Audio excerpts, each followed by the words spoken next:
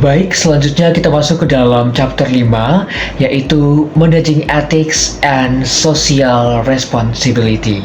Topik pembahasan kita dalam chapter 5 yang pertama ini adalah What is your level of ethical maturity?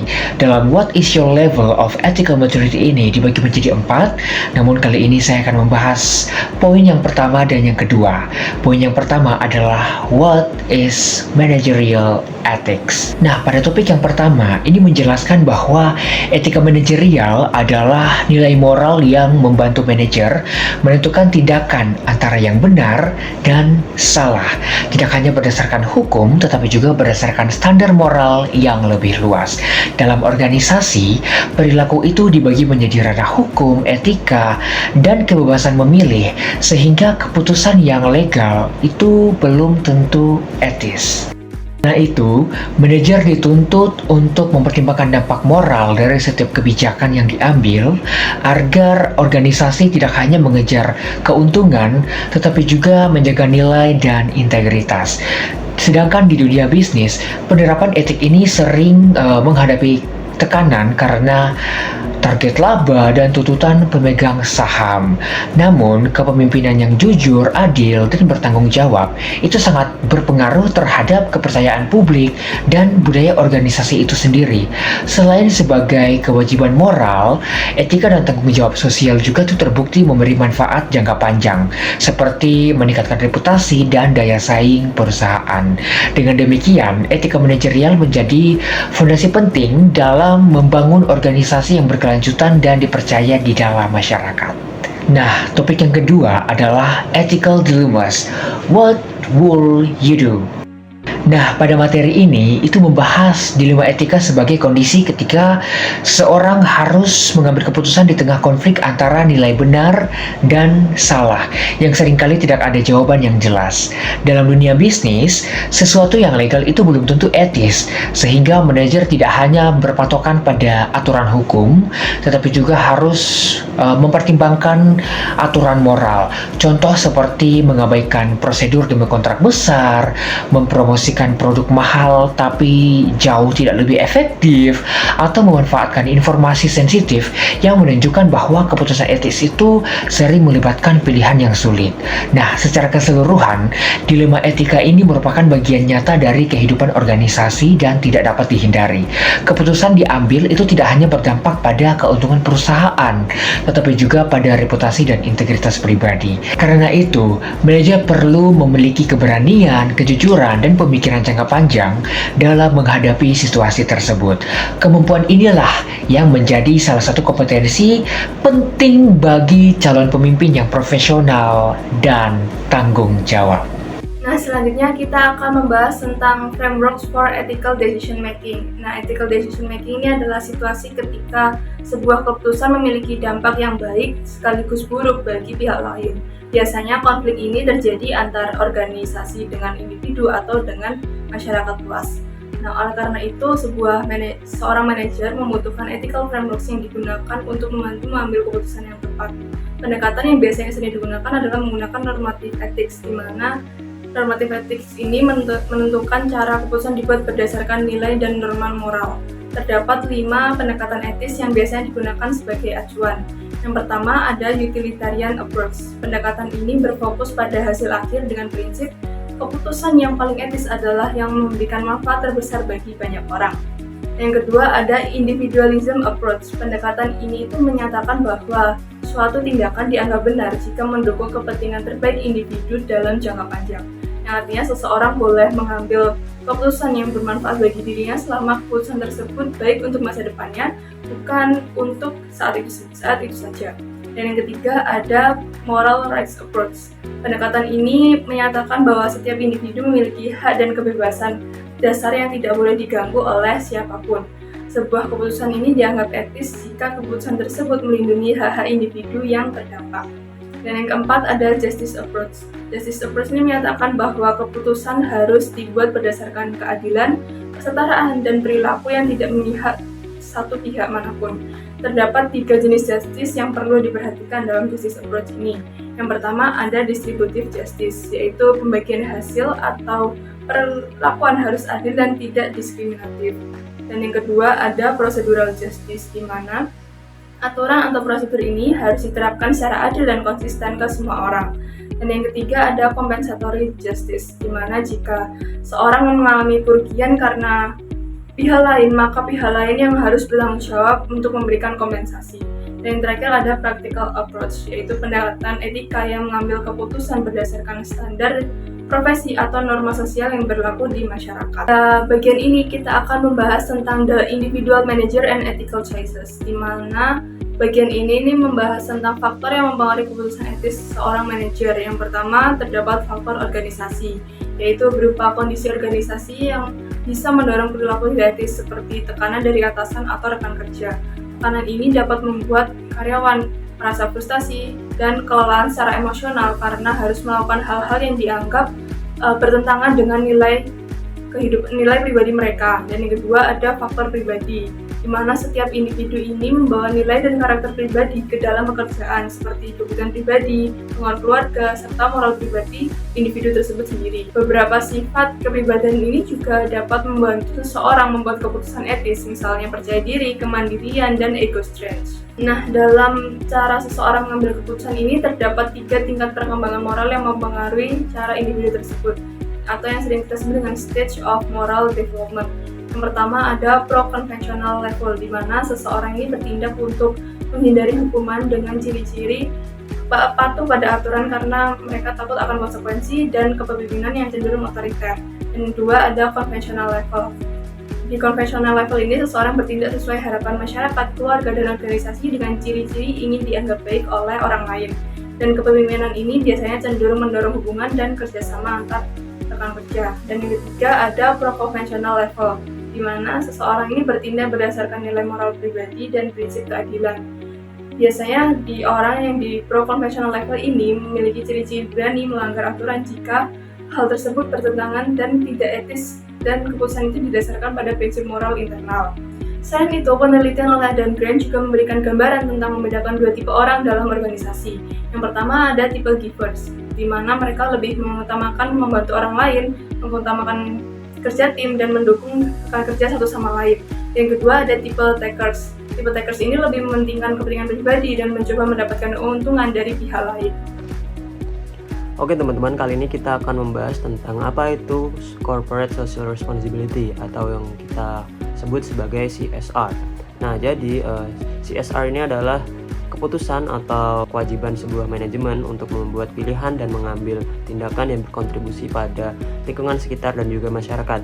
Jadi ini bukan hanya untuk kepentingan perusahaan itu sendiri, tetapi juga kepentingan untuk masyarakat dan lingkungan sekitar. Nah, jadi di sini kita akan membaginya ini menjadi 3 poin utama. Yang pertama itu adalah organizational stakeholder. Nah, di sini itu manajer harus peduli terhadap berbagai pihak atau pemangku kepentingan yang terpengaruh oleh tindakan perusahaan seperti karyawan, pemasok, hingga komunitas sekitar. Nah, manajer ini juga sering menggunakan teknik stakeholder mapping untuk memahami kebutuhan tiap pihak. Yang kedua yaitu adalah the green movement. Jadi sekarang ini kesadaran lingkungan menjadi sebuah tuntutan di dunia bisnis. Perusahaan tidak bisa lagi mencemari lingkungan dan berharap selamat dari kemarahan publik. Jadi the green movement ini juga salah satu bentuk responsibility dari sebuah perusahaan. Yang ketiga yaitu adalah sustainability and the triple bottom line. Nah, jadi keberlanjutan berarti perusahaan beroperasi tanpa mengorbankan kemampuan generasi masa depan. Evaluasi kinerja tidak lagi cuma soal uang, tapi menggunakan triple bottom line, yaitu kinerja keuangan. Nah, kinerja keuangan ini adalah apakah perusahaan ini menghasilkan laba secara sehat. Yang kedua itu adalah kinerja sosial, bagaimana perusahaan ini memperlakukan karyawannya. Yang ketiga yaitu adalah kinerja lingkungan, yaitu komitmen perusahaan terhadap pelestarian lingkungan seperti mengurangi emisi karbon atau mendaur ulang plastik. Selanjutnya yaitu mengevaluasi kinerja sosial perusahaan yang menunjukkan bahwa total tanggung jawab sosial perusahaan dibagi menjadi 4 kriteria utama, yaitu tanggung jawab ekonomi, hukum, etika, dan diskrioner. Keempat kriteria ini saling terkait membentuk keseluruhan respons sosial perusahaan.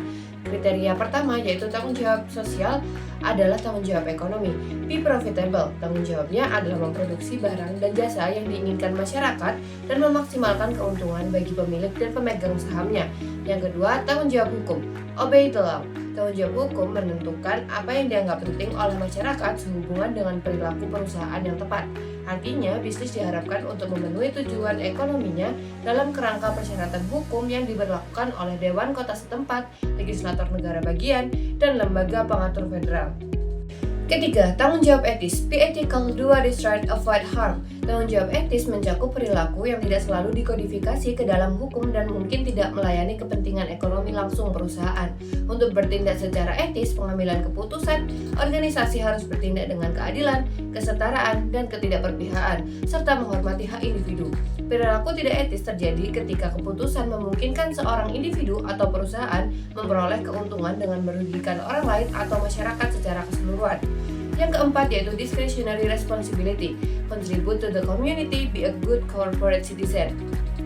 Tanggung jawab kebijakan murni bersifat sukarela dan dipandu oleh keinginan perusahaan untuk mementingkan kontribusi sosial yang tidak diwajibkan oleh ekonomi, hukum, atau etika.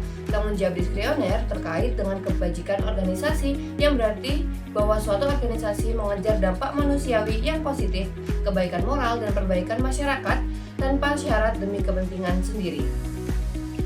Baik, kita akan lanjut ke materi selanjutnya yaitu Managing Company Ethics and Social Responsibility. Oke, jadi dalam dunia bisnis, perusahaan ini tidak boleh selalu memprioritaskan keuntungan, tapi perusahaan juga memiliki tanggungan, yaitu etika dalam berbisnis dan tanggung jawab sosial. Masalah etika ini dapat mempengaruhi keputusan-keputusan yang ada di dalam bisnis. Apakah keputusannya merugikan pihak lain atau tidak. Lalu tanggung jawab sosial, perusahaan juga harus mempertimbangkan dampak sosial dan aktivitas lainnya seperti para pemegang saham, karyawan, lingkungan, dan lain sebagainya.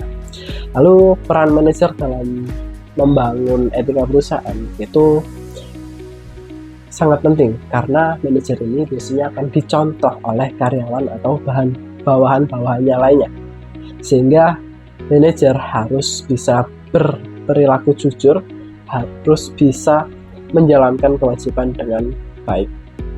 Oke, lalu di sini ada dua cara perusahaan dapat menjaga perilaku etis. Yang pertama ada dengan kode etik. Jadi perusahaan harus menulis aturan-aturan etika-etika bisnis sehingga karyawan bisa memposisikan dirinya harus bersikap seperti apa ketika berada di tempat kerja. Lalu yang kedua ada struktur etika dalam organisasi. Ini ada ethics commit, chief ethics officer, terus ethics hotline, dan yang terakhir pelatihan etika supaya karyawan mengerti etik yang ada di dalam perusahaan. Lalu ada istilah penting di sini ada whistleblowing, yaitu tindakan ketika seseorang melaporkan praktik ilegal yang ada di organisasi, baik itu dilaporkan internal maupun eksternal. Namun resikonya orang yang melaporkan ini biasanya akan mendapatkan tekanan dari rekan-rekan kerjanya, sehingga perusahaan harus bisa melindungi atau membuat regulasi yang membebaskan karyawan ini melaporkan tindakan-tindakan ilegal. Oke, selanjutnya adalah penjelasan kasus Theo Coklat yang berkaitan dengan konsep etika bisnis dan keberlanjutan dalam manajemen. Theo Coklat adalah perusahaan coklat yang berbasis di Seattle, Amerika Serikat. Perusahaan ini didirikan dengan tujuan untuk menghasilkan coklat berkualitas tinggi sekaligus menjalankan bisnis yang etis dan bertanggung jawab. Theo menggunakan konsep bean to bar, yaitu mengontrol proses produksi mulai dari pengadaan biji kakao hingga menjadi produk coklat jadi. Selain itu, Theo juga menggunakan kakao organik dan bersertifikasi fair trade sehingga para petani mendapatkan harga yang adil. Meskipun penjualan Theo terus meningkat dan brand mereka cukup dikenal di pasar coklat premium, perusahaan ini itu tetap menghadapi tantangan karena belum berhasil menghasilkan keuntungan hingga tahun 2009. Hal ini menimbulkan dilema bagi perusahaan antara tetap mempertahankan prinsip keberlanjutan atau menyesuaikan strategi agar lebih menguntungkan. Selanjutnya, saya akan menjawab pertanyaan pertama dari kasus ini, yaitu praktek apa saja yang dilakukan oleh Theo Coklat yang mencerminkan konsep keberlanjutan. Jadi, teman-teman, ada beberapa praktek yang menunjukkan bahwa Theo Coklat menerapkan konsep sustainability. Yang pertama, Theo Coklat menggunakan bahan baku kakao yang organik dan bersertifikasi fair trade. Hal ini berarti proses pertanian dilakukan dengan cara yang lebih ramah lingkungan sekaligus memastikan para petani kakao mendapatkan harga yang adil dan hasil panen mereka. Yang kedua, Theo Coklat itu menjalin kemitraan yang adil dengan para petani kakao. Perusahaan ini tidak hanya membeli bahan baku tapi juga berupaya meningkatkan kesejahteraan para petani dengan komunitas mereka. Yang ketiga, dalam proses produksinya, Theo Coklat juga menerapkan praktek yang ramah lingkungan, seperti menggunakan energi yang berkelanjutan dan kemasan yang lebih ramah lingkungan untuk mengurangi dampak terhadap lingkungan. Next ke pertanyaan nomor 2. Intinya, apa yang dimaksud oleh Debra Music ketika mengatakan bahwa Theo adalah perusahaan triple bottom line dan apa bedanya dengan perusahaan lain? Nah, ketika wakil Debra Music mengatakan bahwa Theo Coklat merupakan perusahaan triple bottom line, artinya perusahaan tidak hanya mengukur kesuksesan dari keuntungan finansial saja, melainkan juga dari dampak sosial dan juga lingkungan. Seperti namanya, triple bottom line memiliki 3 komponen utama. Yang pertama, profit atau keuntungan. Perusahaan tetap menghasilkan keuntungan agar bisnis tetap dapat berjalan. Yang kedua, people atau sosial. Perusahaan sangat memperhatikan kesejahteraan orang yang terlibat dalam rantai bisnisnya, mulai dari proses produksi hingga berkelanjutannya, seperti petani, pekerja, hingga masyarakat sekitar. Yang ketiga ada planet atau lingkungan. Perusahaan menghadirkan praktik yang ramah lingkungan, menggunakan bahan baku berkelanjutan, dan meminimalisir kerusakan lingkungan. Lalu, apa bedanya dengan perusahaan lain? Saat ini, banyak sekali perusahaan yang hanya berfokus pada satu bottom line, yaitu mengutamakan profit atau keuntungan.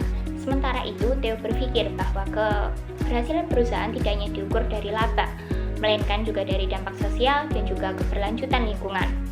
Theo berusaha menjalankan bisnis yang tetap etis, berkelanjutan, tetapi tetap memiliki keuntungan. Oke, move ke pertanyaan nomor 3. Apa arti fair trade bagi para pemimpin Theo? Dan apa yang terjadi jika tujuan fair trade sendiri bertentangan dengan profit? Nah, tahu nggak sih, bagi para pemimpin di Theo Coklat, fair trade berarti memastikan bahwa petani kakao yang memasuk bahan baku mendapatkan harga yang adil, kondisi kerja yang layak, dan tentunya hubungan perdagangan yang transparan. Namun terkadang prinsip fair trade bertentangan dengan profit perusahaan. Misalnya nih, dengan perusahaan yang membayar petani dengan harga tinggi. Hal itu tentunya meningkatkan biaya produksi. Lalu, apa yang bisa dilakukan Theo? Nah, perusahaan seperti Theo ini tentunya tetap akan mempertahankan prinsip fair trade, karena hal itu merupakan nilai inti perusahaan mereka. Namun, perusahaan seperti Theo Coklat akan mencari alternatif yang lain, misalnya dengan menjual produk dengan harga premium, meningkatkan efisiensi produk, hingga menarik konsumen yang peduli pada produk etis dan juga berkelanjutan. Dengan pendekatan inilah, Theo membuktikan bahwa bisnis yang etis tetap bisa menghasilkan keuntungan, meskipun tidak memaksimalkan profit pada jangka pendek.